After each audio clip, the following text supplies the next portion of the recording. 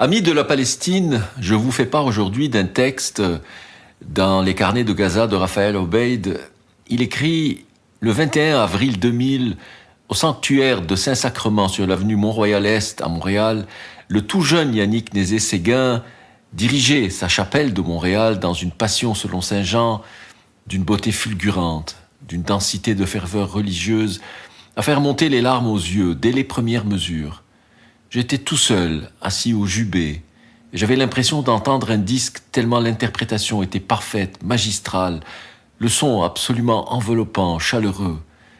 Je me souviens encore de la claveciniste enceinte comme un dirigeable. On aurait dit qu'elle allait accoucher à tout moment, néanmoins droite comme un i, sculpturale, de gravité, de beauté. C'était encore, disais-je, le tout jeune Yannick Nézet-Séguin, avant qu'il ne devienne la coqueluche sautillante du showbiz classique international. Sa métamorphose est emblématique de l'évolution de notre société. 25 ans plus tard, le monde a complètement changé et on est tombé sur la tête en Occident. Nous avons eu une 50aine d'années d'après-guerre, un équilibre heureux, fonctionnel, une sorte d'homéostasie pour ainsi dire.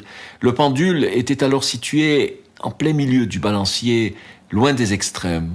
On avait quitté les rigueurs d'une société dogmatique, autoritaire, religieuse.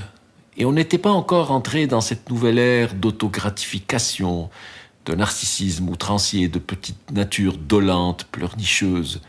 Cette époque horrible dans laquelle on macère actuellement et qui va nous engloutir bientôt.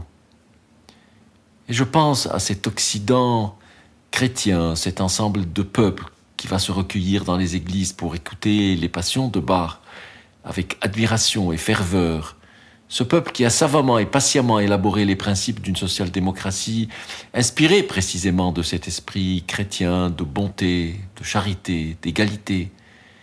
Je pense à lui avec tristesse et ébahissement, et je me dis qu'il a lamentablement échoué devant Gaza.